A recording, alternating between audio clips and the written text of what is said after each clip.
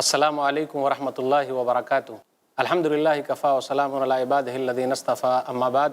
محترم ناظرین و سامعین، ایک نیا اور اہم پروگرام لے کر حاضر ہوئے ہیں جس کا نام ہے درس قرآن۔ انشاءاللہ تمام آیتوں کا ترجمہ آپ سنیں گے اور مختصر سی تفسیر بھی۔ تو آئیے، آج پہلی نشست ہے، اس کے اندر سورہ فاتحہ اور اس کے بعد سورہ بقرہ سورہ نمبر 2 کی 20 آیتیں ما ترجمہ اور کچھ مختصر تفسیر آپ کے سامنے ہے۔ اللہ تعالیٰ سے دعا ہے کہ اللہ تعالیٰ ہم لوگوں کے لیے یہ پروگرام صدقہ جاریہ بنا دے اور میزان حسنات میں اس کو جگہ دے دے، اور ہم لوگ قرآن کریم سے جڑ جائیں۔ یہ سب سے اہم چیز ہے، کیونکہ قرآن کریم دنیا کی وہ اہم کتاب ہے جو لوگوں کے لیے دنیا کے اندر سربلندی ہے، عظمت کا ذریعہ ہے، قبر کے اندر بھی اس کا فائدہ ہے، اور آخرت کے میدان میں تو فائدہ ہے ہی، کوئی ذکر نہیں کر سکتا۔ قرآن کریم ایک ایسی کتاب ہے کہ جس نے بھی اس کو اپنایا وہ دنیا کے اندر آگے بڑھ گئے۔ علامہ اقبال نے کہا، وہ زمانے میں معزز تھے مسلمان ہو کر، وہ زمانے میں معزز تھے مسلمان ہو کر، اور ہم خوار ہوئے تارک قرآن ہو کر۔ تو آئیے قرآن کریم سے جڑیے، اس کا بڑا فائدہ ہے، بڑا ثواب کا کام ہے۔ تو آج سورہ فاتحہ سورہ نمبر 1، اس کے بعد سورہ بقرہ سورہ نمبر 2 کی 20 آیتیں ہیں۔ اعوذ باللہ من الشیطان الرجیم، بسم اللہ الرحمن الرحیم، الحمدللہ رب العالمین۔ تمام تعریفیں اللہ تعالیٰ ہی کے لیے ہے جو جہان کا رب ہے۔ الرحمن الرحیم، نہایت مہربان رحم کرنے والا ہے۔ مالک یوم الدین، بدلے کے دن کا مالک ہے۔ ایاک نعبد و ایاک نستعین، ہم تیری ہی عبادت کرتے ہیں اور تجھ سے ہی مدد مانگتے ہیں۔ اہدنا الصراط المستقیم، ہمیں سیدھا راستہ دکھا۔ صراط الذین انعمت علیہم، ان لوگوں کا راستہ جس پر تیرا انعام ہوا۔ غیر المغضوب علیہم ولا الضالین، ان کا راستہ نہیں جس پر غضب نازل ہوا اور جو لوگ گمراہ ہو گئے۔ اس کے بعد ہے سورہ بقرہ سورہ نمبر 2، شروع کی 20 آیتیں ہیں۔ اعوذ باللہ من الشیطان الرجیم، بسم اللہ الرحمن الرحیم، الف لام میم، ذالک الکتاب لا ریب فیہ ھدی للمتقین۔ یہ وہ کتاب ہے جس کے بارے میں ذرہ برابر کوئی شک نہیں۔ ھدی للمتقین، نیک لوگوں کے لیے ہدایت ہے۔ الذین یؤمنون بالغیب، اور وہ لوگ جو غیب پر ایمان رکھتے ہیں۔ ویقیمون الصلاۃ ومما رزقناہم ینفقون، اور نماز قائم کرتے ہیں اور جو ہم نے ان کو روزی دی ہے اس میں سے وہ لوگ خرچ کرتے ہیں۔ والذین یؤمنون بما انزل الیک وما انزل من قبلک وبالآخرۃ ھم یوقنون، اور وہ لوگ جو اس پر ایمان لاتے ہیں جو آپ کی طرف نازل کیا گیا اور جو آپ سے پہلے نازل کیا گیا، اور وہ آخرت پر یقین رکھتے ہیں۔ اولئک علی ھدی من ربہم واولئک ھم المفلحون، یہ وہ لوگ ہدایت پر ہیں اپنے رب کی طرف سے اور یہی کامیاب ہونے والے ہیں۔ ان الذین کفروا سواء علیہم اانذرتہم ام لم تنذرہم لا یؤمنون، بے شک وہ لوگ جنہوں نے کفر کیا، آپ انہیں ڈرائیں یا نہ ڈرائیں، ان کے لیے برابر ہے، وہ ایمان نہیں لائیں گے۔ ختم اللہ علی قلوبہم وعلی سمعہم وعلی ابصارہم غشاوہ ولہم عذاب عظیم، اللہ نے ان کے دلوں اور ان کے کانوں پر مہر لگا دی ہے اور ان کی آنکھوں پر پردہ ہے، اور ان کے لیے بہت بڑا عذاب ہے۔ وَمِنَ النَّاسِ مَن يَقُولُ آمَنَّا بِاللَّهِ وَبِالْيَوْمِ الْآخِرِ وَمَا هُمْ بِمُؤْمِنِينَ، اور بعض لوگ وہ ہیں جو کہتے ہیں کہ ہم اللہ پر اور آخرت کے دن پر ایمان لائے، حالانکہ وہ مومن نہیں ہیں۔ يُخَادِعُونَ اللَّهَ وَالَّذِينَ آمَنُوا وَمَا يَخْدَعُونَ إِلَّا أَنفُسَهُمْ وَمَا يَشْعُرُونَ، وہ اللہ کو اور ان لوگوں کو دھوکہ دیتے ہیں جو ایمان والے ہیں، مگر وہ اپنے آپ کے سوا کسی کو دھوکہ نہیں دیتے اور وہ شعور نہیں رکھتے۔ فی قلوبہم مرض فزادہم اللہ مرضا ولہم عذاب علیم بما کانوا یکذبون، ان کے دلوں میں بیماری ہے، پس اللہ نے ان کی بیماری بڑھا دی اور ان کے لیے دردناک عذاب ہے اس بنا پر کہ وہ جھوٹ بولتے تھے۔ وَإِذَا قِيلَ لَهُمْ لَا تُفْسِدُوا فِي الْأَرْضِ قَالُوا إِنَّمَا نَحْنُ مُصْلِحُونَ، اور جب ان سے کہا جاتا ہے کہ زمین میں فساد نہ کرو تو وہ کہتے ہیں کہ ہم تو صرف اصلاح کرنے والے ہیں۔ الا انہم ہم المفسدون ولکن لا یشعرون، سن لو بے شک وہی فساد کرنے والے ہیں لیکن وہ شعور نہیں رکھتے۔ وَإِذَا قِيلَ لَهُمْ آمِنُوا كَمَا آمَنَ النَّاسُ قَالُوا أَنُؤْمِنُ كَمَا آمَنَ السُّفَهَاءُ أَلَا إِنَّهُمْ هُمُ السُّفَهَاءُ وَلَكِنْ لَا يَعْلَمُونَ، اور جب ان سے کہا جاتا ہے ایمان لاؤ جیسے اور لوگ ایمان لائے تو وہ کہتے ہیں کیا ہم ایمان لائیں جیسے بیوقوف ایمان لائیں؟ سن لو بے شک وہی بیوقوف ہیں لیکن وہ نہیں جانتے۔ وَإِذَا لَقُوا الَّذِينَ آمَنُوا قَالُوا آمَنَّا وَإِذَا خَلَوْا إِلَىٰ شَيَاطِينِهِمْ قَالُوا إِنَّا مَعَكُمْ إِنَّمَا نَحْنُ مُسْتَهْزِئُونَ، اور جب وہ ان سے ملتے ہیں جو ایمان لائے ہیں تو کہتے ہیں کہ ہم ایمان لے آئے اور جب وہ اپنے شیطانوں کے پاس تنہا ہوتے ہیں تو کہتے ہیں یقیناً ہم تمہارے ساتھ ہیں، ان لوگوں سے تو ہم صرف مذاق کرتے ہیں۔ اللہ یستہزئ بہم ویمدہم فی طغیانہم یعمہون، اللہ ان سے مذاق کرتا ہے اور انہیں ان کی سرکشی میں ڈھیل دیتا ہے اور اس میں بھٹکتے پھرتے ہیں۔ اولئک الذین اشتروا الضلالۃ بالہدی فما ربحت تجارتہم وما کانوا مہتدین، یہ وہ لوگ ہیں جنہوں نے گمراہی خرید لی ہدایت کے بدلے، تو ان کی تجارت کے لیے انہیں کوئی فائدہ نہ دیا اور اس میں وہ ہدایت یافتہ نہ ہوئے۔ مثلہم کمثل الذی استوقد نارا فلما اضاءت ما حولہ ذہب اللہ بنورہم وترکہم فی ظلمات لا یبصرون، ان کی مثال اس شخص کی سی ہے جس نے آگ جلائی، پھر جب اس آگ نے اس کے ارد گرد کو روشن کر دیا تو اللہ ان کی روشنی لے گیا اور انہیں اندھیروں میں چھوڑ دیا، پس وہ نہیں دیکھ پاتے۔ صم بکم عمی فہم لا یرجعون، وہ بہرے ہیں، گونگے ہیں، اندھے ہیں، پس وہ سیدھے راستے کی طرف نہیں لوٹیں گے۔ او کصیب من السماء فیہ ظلمات ورعد وبرق یجعلون اصابعهم فی آذانہم من الصواعق حذر الموت واللہ محیط بالکافرین، ان کی مثال زوردار بارش کی سی ہے جو آسمان سے آتی ہے، اس میں اندھیرے، گرج اور بجلی ہوتی ہے، وہ بجلی کے کڑکے سن کر موت کے ڈر سے اپنی انگلیاں اپنے کانوں میں ٹھونس لیتے ہیں، اور اللہ کافروں کو گھیرنے والا ہے۔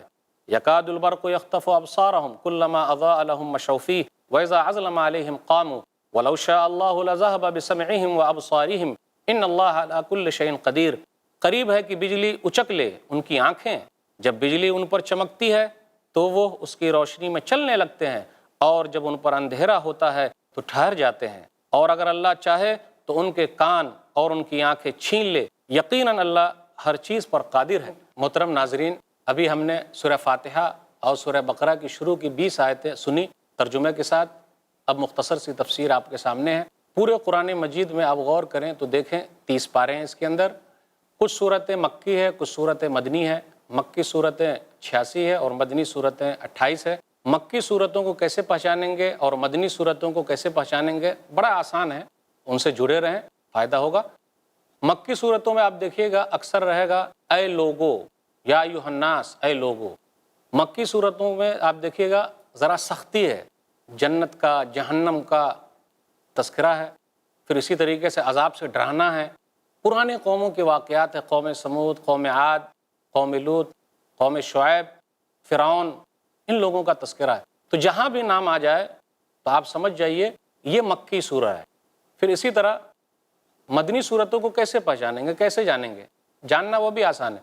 اکثر مدنی صورتوں میں یہ رہے گا یا ایھا الذین آمنو، اے ایمان والو، تو جہاں بھی آ جائے یا ایھا الذین آمنو آپ سمجھ جائیں کہ ہم مدنی صورت میں چل رہے ہیں۔ اور مکی سورہ اسے کہتے ہیں جو ہجرت سے پہلے نازل ہوئی، اور مدنی صورت وہ ہے جو ہجرت کے بعد نازل ہوئی۔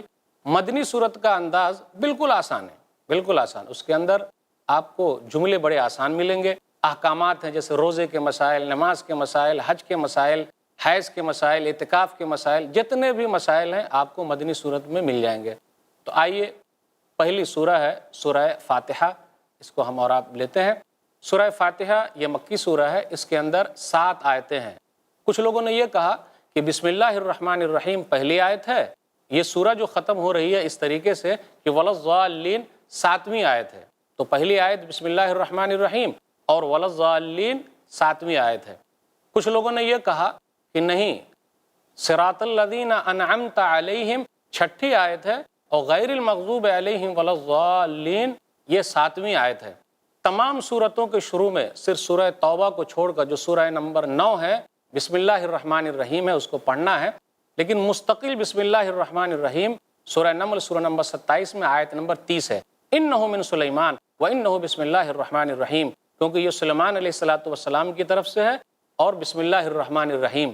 تو پتہ یہ چلا جب ہم اور آپ کسی کو خط لکھیں تو خط کے شروع میں، کسی چیز کے شروع میں جب ہم کسی کو بھیج رہے ہیں تو بسم اللہ الرحمن الرحیم لکھیں۔ سورہ فاتحہ کی بڑی فضیلت ہے، یہ ام القرآن ہے، قرآن کی ماں ہے، یہ قرآن عظیم ہے، یہ شفا ہے، پھر اسی طرح سے یہ رقیہ ہے، جھاڑ پھونک بھی ہے۔ اس کی فضیلت کا کیا کہنا، 7 بار بار دہرائی جانے والی آیتیں ہیں۔ اللہ تعالیٰ نے فرمایا سورہ ہجر سورہ نمبر 15 آیت نمبر 87، وَلَقَدْ آتَيْنَاكَ سَبْعًا مِّنَ الْمَثَانِي وَالْقُرْآنَ الْعَظِيمِ، ہم نے آپ کو 7 بار بار دہرائی جانے والی آیتیں دی ہے اور قرآن عظیم دیا ہے۔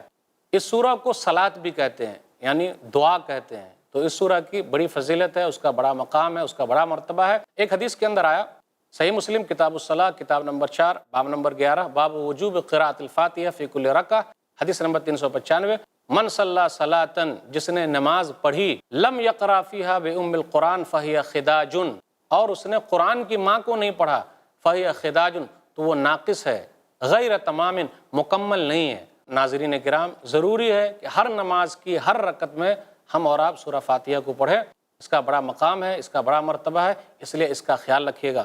نبی صلی اللہ علیہ وسلم کی جو حدیث ہے اور آگے بھی ہے، پوچھا گیا ابو ہریرہ رضی اللہ تعالیٰ عنہ سے کہ ہم لوگ امام کے پیچھے ہوتے تو کیسے پڑھیں؟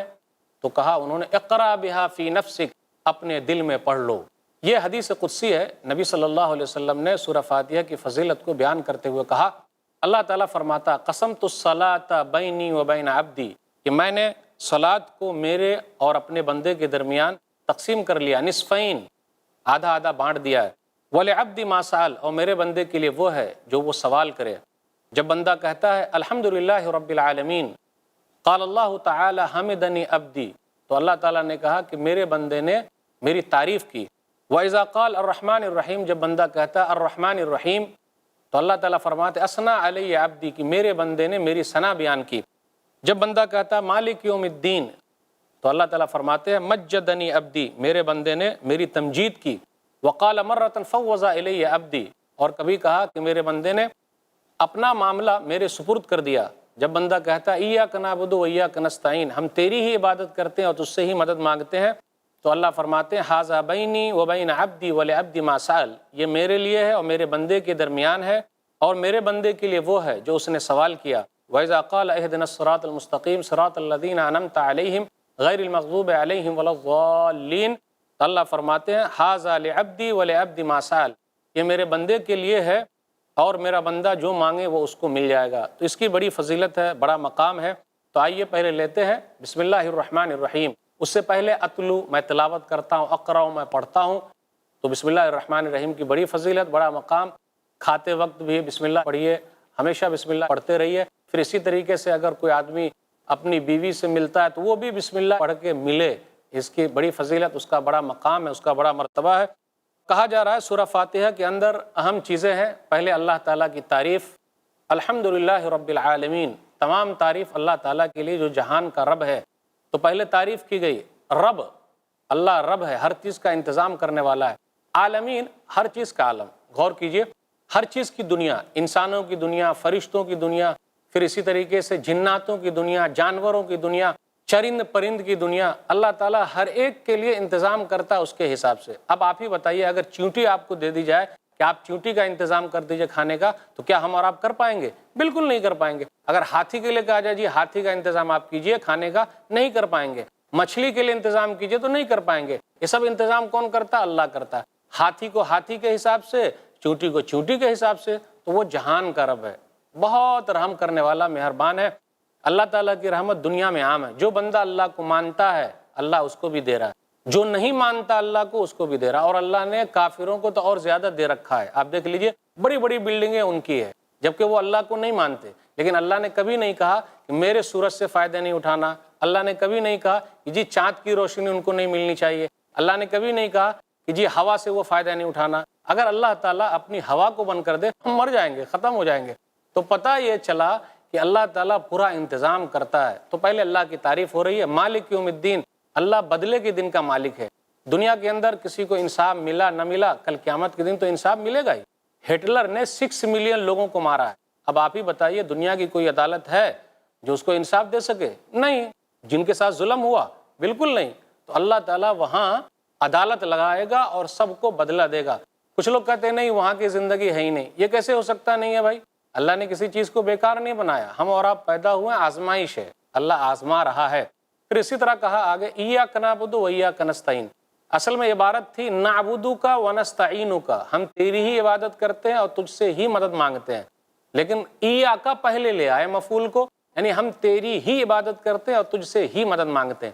اگر کوئی اس کا ترجمہ یہ کر دے کہ ہم تیری بھی عبادت کرتے ہیں اور تجھ سے بھی مدد مانگتے ہیں تو گڑبڑی ہو جائے گی۔ مثال کے طور پر میری بیوی مجھ سے کہے کہ میں آپ کی بھی بیوی ہوں، تو آپ ہی بتائیے صحیح رہے گا؟ ارے روٹی جل گئی کوئی حرج کی بات نہیں، زیورات گم ہوگا کوئی حرج کی بات نہیں، جس دن فلانی کی امی نے کہا میں آپ کی بھی بیوی ہوں، بیچاری کا آخری دن ہوگا۔ اللہ نے پوری کائنات سجائی ہے، پھر بھی لوگ اللہ کو چھوڑ کر ادھر ادھر جا رہے ہیں، اس لیے کہیے ہم تیری ہی عبادت کرتے ہیں اور تجھ سے ہی مدد مانگتے ہیں۔ اتنی تعریف جب ہو گئی پھر کہا کہ اللہ تعالیٰ سیدھے راستے پر قائم رکھ، کیونکہ مرتے دم تک ضروری ہے کہ آدمی سیدھے راستے پر رہے، ورنہ ادھر ادھر جا سکتا ہے، بھٹک سکتا ہے۔ یہ دل جو ہے رحمان کی انگلیوں کے درمیان ہے اور اللہ اس کو گھماتے رہتا ہے، تو ہمیشہ اللہ سے دعا کیجئے کہ اللہ دل کو تو ثابت قدم رکھ حق پر۔ راستہ ان کا دکھا جس پر تیرا انعام ہوا، نبیوں کا، رسولوں کا، صدیقین کا، شہداء کا، صالحین کا، یہ لوگ اچھے لوگ ہیں، ان کا راستہ نہیں جو لوگ گمراہ ہو گئے، پھر جن پر غضب نازل ہوا، یہودی لوگ ہیں، پھر اسی طریقے سے نصارہ لوگ ہیں۔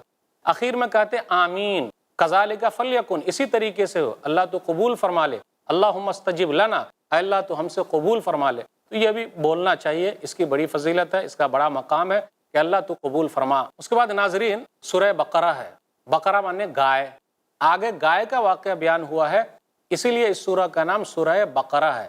دیکھیے اللہ تعالیٰ جانوروں کے نام پر بھی نام رکھ دیتا ہے سورہ کا، تو اللہ کے نزدیک جانوروں کا بھی بڑا مقام ہے، بڑا مرتبہ ہے، اس لیے گائے کے نام پر ایک سورہ ہے اور یہ دوسرے نمبر کی سورہ ہے۔ اس کے اندر 286 آیتیں ہیں۔ یہ سورہ مدنی سورہ ہے، اور مدنی سورہ کے بارے میں بول چکا ہوں کہ آپ کو اکثر یہ لگے گا کہ احکامات ہیں، بتائے جا رہے ہیں۔ تو اس سورہ کی فضیلت میں نبی صلی اللہ علیہ وسلم نے ارشاد فرمایا، صحیح مسلم کتاب المسافرین کتاب نمبر 6 حدیث نمبر 780، لا تجلوا بیوتکم مقابر ان الشیطان ینفر من البیت الذی تقرأ فیہ سورۃ البقرہ، کہ اپنے گھروں کو قبرستان نہ بناؤ کیونکہ شیطان اس گھر سے بھاگ جاتا ہے جس میں سورہ بقرہ کی تلاوت ہو۔ آج کل لوگ کہتے ہیں کہ مولوی صاحب میرے گھر میں بڑی پریشانی، شیطان ہے، بیٹھا ہوا ہے، جنات ہے۔ کہیں کہیں پر آپ یہ بھی سنے ہوں گے کہ لوگ گھر کو نہیں خریدتے، ارے بھائی اس گھر میں شیطان ہے، جنات ہے، کیسے ہم خرید لیں؟ اور کبھی کبھی وہ سستے میں بھی مل جاتا ہے، سورہ بقرہ وہاں جا کے پڑھیے سب شیطان بھاگ جائے گا۔ کچھ لوگ یہ بھی بولتے ہیں کہ مولوی صاحب گھر کو بدل دینا چاہیے، صحیح نہیں ہے کیونکہ اس گھر میں برکت ہی نہیں ہوتی۔ یہ اللہ نے برکت رکھی ہے بھائی، اللہ ایسا کرے گا، کوئی دوسرا آدمی ایسا کر ہی نہیں سکتا ہے۔ تو نفع نقصان کا مالک اللہ ہے، کسی اور کے پیچھے مت پڑے رہیے، آپ سورہ بقرہ کی تلاوت کیجیے، ختم، سب جنات شیطان سب بھاگ جائیں گے، جادوگروں کی جادوگری نہیں چلے گی۔ الف لام میم ذالک الکتاب لا ریب فیہ، الف لام میم حروف مقطعات میں سے ہے، اس کا معنی اللہ تعالیٰ ہی کو معلوم ہے۔ اس کتاب کے بارے میں ذالکہ کا لفظ آیا، ذالکہ معنی دور کے لیے ہوتا ہے، حاضہ ہونا چاہیے نا یہ، لیکن دور، دور کا لفظ اس لیے ذکر کیا، ارے اس کتاب میں تو کوئی شک ہے ہی نہیں، تو چاہے دور کا لفظ استعمال کرے یا نزدیک کا لفظ استعمال کرے، کوئی حرج کی بات نہیں۔ تو شروع کی 5 آیتوں میں نیک لوگوں کا تذکرہ ہو رہا ہے کہ نیک لوگ کون ہیں۔ نیک لوگ وہ ہیں جو غیب پر ایمان رکھتے ہیں، غیب اسے کہتے ہیں جس کو ہم اور آپ نہیں دیکھتے، جیسے اللہ کو نہیں دیکھا لیکن ایمان ہے۔ اتنا ایمان مضبوط ہونا چاہیے کہ دیکھنے کے بعد لوگوں کا ایمان مضبوط ہوگا، لیکن ہمارا بغیر دیکھے مضبوط ہے۔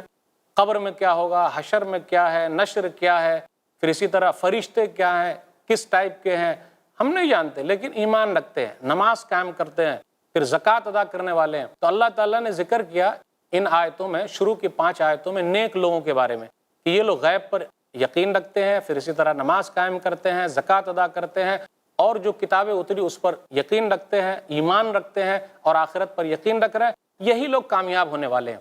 اس کے بعد تذکرہ ہو رہا 2 آیتوں کے اندر، 6 اور 7 کے اندر، ان کافروں کے بارے میں جن پر مہر لگ گئی، بھائی بڑی محنت ہوئی، بہت سمجھایا گیا لیکن سمجھے ہی نہیں، جیسے ابو لہب ہے، پھر اسی طریقے ابو جہل ہے جو اس امت کا فرعون ہے۔ نبی صلی اللہ علیہ وسلم نے بڑی محنت کی، عتبہ ہے، شیبہ ہے، آپ صلی اللہ علیہ وسلم کی خواہش تو یہی تھی کہ سب لوگ مسلمان ہو جائیں، لیکن ایسا ہوا نہیں۔